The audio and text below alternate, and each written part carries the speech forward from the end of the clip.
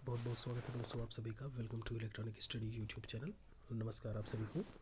यहाँ पर हम सुपर टेट शिक्षक भर्ती के विज्ञान के सिलेबस को लेकर के चल रहे हैं। ये हमारा छठा वीडियो है। ध्यान दीजिएगा, यूपी टेट की जो तैयारी कर रहे हैं उनके लिए भी, क्योंकि यूपी टेट के जो विज्ञान का आपका कोर्स है उसमें भी ये टॉपिक्स आपके दिए हुए हैं। यूपी टेट के बाद ही आपकी सुपर टेट की परीक्षा होती है, तो ऐसे में आप उसके लिए भी पढ़ सकते हैं। खासकर हम यहाँ पर प्राथमिक शिक्षक भर्ती के लिए आपके पूरे विज्ञान के कोर्स को कंप्लीट करवाने की कोशिश में है। ऐसे में मानव नेत्र की अगर हम बात करें, ह्यूमन आई के बारे में बात करें, तो प्रीवियस लेक्चर में इसके बारे में हम बात कर चुके हैं कि स्पष्ट दृष्टि की न्यूनतम दूरी कितनी होती है, 25 सेंटीमीटर। ये सारी चीज़ें हो चुकी हैं। यहाँ पर हम आगे चलेंगे। इसके अलावा ध्यान दीजिएगा, यूपी टेट की लाइव क्लासेस चलती हैं डेली, उसे भी आप ज़रूर देखें। यहाँ पर एक बात और बताना चाहूँगा, मैं टेलीग्राम चैनल जो इलेक्ट्रॉनिक स्टडी के नाम से है उससे ज़रूर जुड़ जाएँ महत्वपूर्ण अपडेट्स के लिए। अब बात आती है यहाँ पर मिरर यानी कि दर्पण क्या है, आज इसी के बारे में हम बात करेंगे। इन्होंने कहा आखिर दर्पण एक मिरर जो है उसे हम परिभाषित कैसे करेंगे। ये कहते हैं कि एक चमकीला या अधिक पॉलिश किया हुआ परावर्तक पृष्ठ होता है जो आमने सामने रखी वस्तु पर प्रतिबिंब बनाता है। इन्होंने बोला कोई चमकीला होगा या फिर अधिक पॉलिश किया हुआ, दो बातें बोली हैं। चमकीला भी हो सकता है आपका, अधिक पॉलिश किया हुआ भी हो सकता है, और वो आपका एक परावर्तक पृष्ठ के तरीके से होता है जो आमने सामने रखी वस्तु पर अपना इमेज बना रहा होता है। ओके। सेकंड पॉइंट में क्या कहते हैं कि एक प्रकाशीय युक्ति है जो प्रकाश के परावर्तन के सिद्धांत पर काम करती है। जो दर्पण है एक प्रकाशीय युक्ति के तरीके से भी इसे हम डिफाइन कर सकते हैं, जो कि प्रकाश के परावर्तन का मतलब ये है रिफ्लेक्शन ऑफ लाइट है। रिफ्लेक्शन किसका रिफ्लेक्शन? लाइट का रिफ्लेक्शन। तो उसी चीज़ के बारे में इन्होंने बताया हुआ है। आगे क्या कहते हैं, अगर इनके हम प्रकार को लेकर के बात करें तो दो प्रकार के होते हैं। एक तो आपका समतल दर्पण है जिसे हम प्लेन मिरर बोलते हैं, and the second one is spherical mirror जिसे हम लोग गोलीय दर्पण कह देते हैं। अब समतल दर्पण की अगर ऐसे में हम बात करें, इन्होंने कहा कि यदि एक समतल कांच की प्लेट के एक ओर चांदी यानी सिल्वर की पॉलिश कर दी जाए तो वह समतल दर्पण बन जाता है। कोई भी आपका समतल कांच है, उसकी प्लेट के एक तरफ इन्होंने चांदी की पॉलिश करने की बात की हुई है, तो वो समतल दर्पण बन जाएगा। आगे कहते हैं ये अगर वहीं हम गोलीय दर्पण के बारे में बात करें तो किसी खोखले गोले के गोलीय पृष्ठ होते हैं। कौन? जब हम गोलीय दर्पण की बात करते हैं, और इनके भी दो प्रकार होते हैं, एक अवतल दर्पण होता है और एक उत्तल दर्पण होता है। तो आप जो अक्सर आप पढ़ते आए हो वो क्या है? उत्तल दर्पण, अवतल दर्पण। लेकिन आप ये भूल जाते हो कि उत्तल और अवतल दर्पण किसके पार्ट हैं? गोलीय दर्पण के ही अंग हैं, पार्ट हैं। ठीक है। और समतल दर्पण आपका दूसरा प्रकार का दर्पण होता है। अगर आपसे प्रथम दृष्टया कोई पूछता है कि दर्पण के कितने प्रकार हैं तो आप उत्तल और अवतल ही बताते हो, बट आपको पता होना चाहिए कि समतल दर्पण होता है plane mirror, and the second one is गोलीय दर्पण जिसे स्फेरिकल मिरर बोलते हैं। ओके। अब बात कर लेते हैं आपका गोलीय दर्पण में अवतल दर्पण जिसे हम कॉन्केव मिरर कह देते हैं। आखिर ये क्या होता है? इन्होंने कह रहे हैं कि जब हम बात करते हैं किसी खोखले गोले का कटा हुआ भाग, सही है, किसी खोखले गोले का कटा हुआ भाग जो है वो अवतल दर्पण के रूप में देखने को मिलता है। एक चीज़ और कहते हैं कि यह दर्पण अंदर की ओर धंसा हुआ होता है। क्या बोला है? अंदर की ओर धंसा हुआ होता है तथा प्रकाश का परावर्तन धंसे हुए तल की ओर से होता है। अब यहाँ पर जरा गौर करिएगा, इन्होंने कहा अंदर की ओर धंसा हुआ, कुछ इस तरीके से जो स्ट्रक्चर देखने को मिलता है आपको, ये क्या होगा? और यहाँ पर जो परावर्तक तल का है, यहाँ पर इधर की तरफ दिया हुआ है। ठीक है। मतलब आपका जो लाइट का जो रिफ्लेक्शन होगा वो कहाँ देखने को मिलेगा? इधर से देखने को मिलेगा, जो रिफ्लेक्ट करेगा इधर की तरफ। और दूसरी तरफ सिल्वर का पेंट है जो मैं आपको अभी भी बता करके आया हूँ, एजी का। ये सिल्वर का आपका एक संकेत है जो केमिकल आप संकेत के रूप में इसे मानते हैं। ओके। तो ए पृष्ठ और बी पृष्ठ के रूप में इन्होंने इस चीज़ को बताया हुआ है।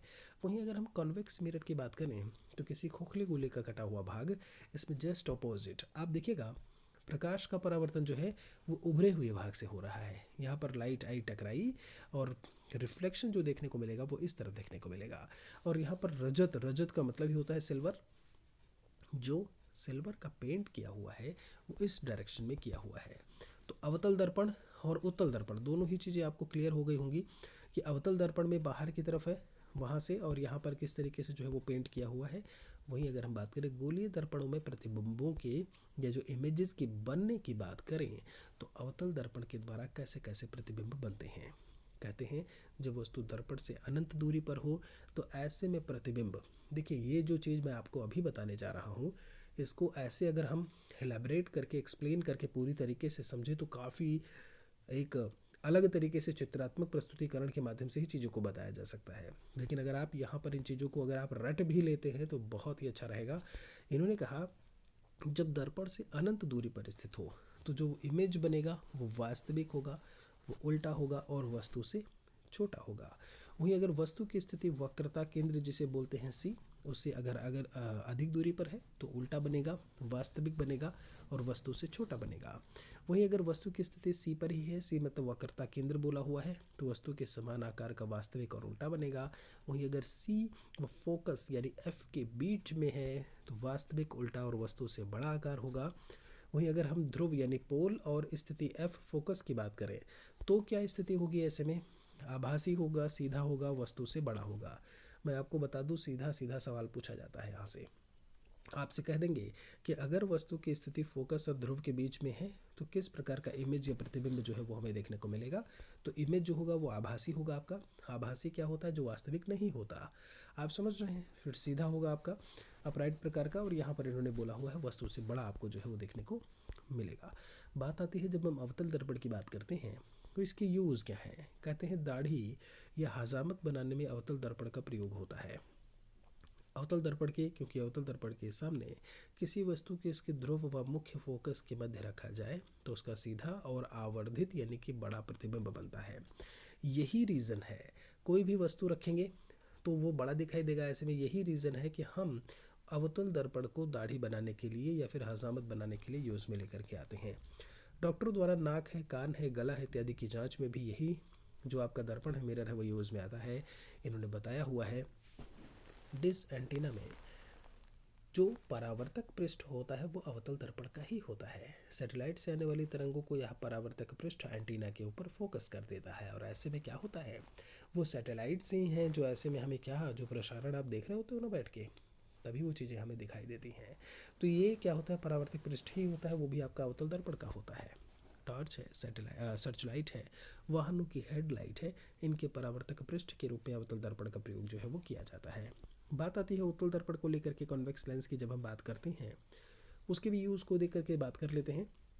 मोटर वाहनों के पीछे का ट्रैफिक देखने के लिए जो पीछे शीशा लगा रहता है ना, जो पीछे आप देखते हो कि कितना कुछ ट्रैफिक है, क्या है, कोई आ तो नहीं रहा है, किधर लेफ्ट जाना है, राइट जाना है, तो वो चीज़ हो गया। उत्तल दर्पण द्वारा किसी भी वस्तु का प्रतिबिंब सीधा और छोटा बनता है। कैसा बनेगा?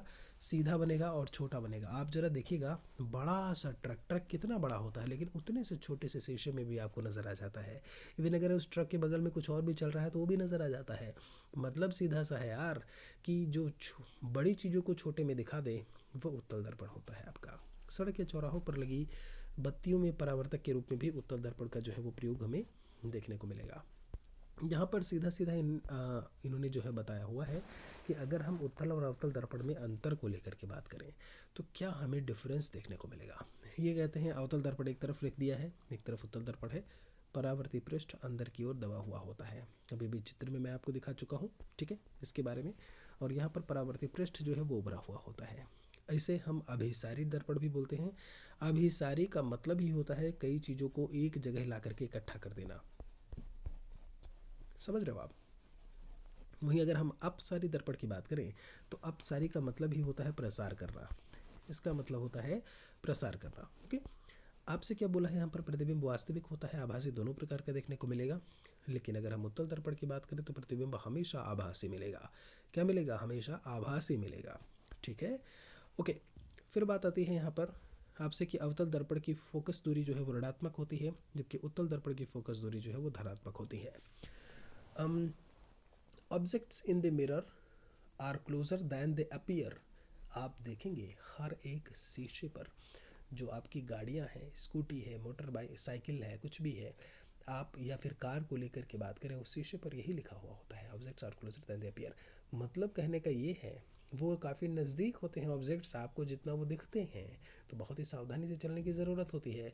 मतलब दोस्त, बड़ा सा ट्रक था लेकिन वो छोटा दिखाई दे रहा है, तो ये रियल चीज़ नहीं दिखाई दे रहा है, जो रियल में इतना बड़ा है वो रियल दिखाई दे, इसलिए आभासी प्रकार का प्रतिबिंब हमें यहाँ पर देखने को मिलेगा। उम्मीद करते हैं कि आगे से आप उत्तल दर्पण के साथ में आभासी को बिल्कुल से नहीं भूलेंगे, और यहाँ पर आभासी और आपका वास्तविक दोनों ही प्रकार की चीज़ें जो है वो नज़र आएंगी। वन लाइनर के फॉर्म में कुछ चीज़ें हमने बताई हुई हैं जो आपके लाइट को लेकर के हैं और सब कुछ। तो प्रकाश विकिरण की प्रकृति कैसी होती है? दोहरी प्रकृति होती है। कण का भी ये ऐसे में जो कैरेक्टरिस्टिक्स है वो शो करते हैं पार्टिकल का, और आपका जो वेव्स की बात करते हैं तरंगों का भी। परास विकिरण, परास का मतलब होता है रेंज।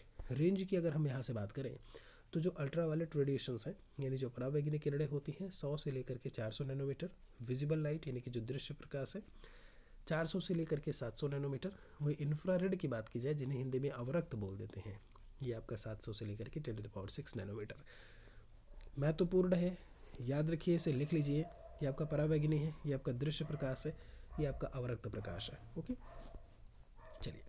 प्रकाश का वेग अधिकतम कहाँ पे होता है? निर्वात में होता है 3 × 10⁸ मीटर पर सेकेंड।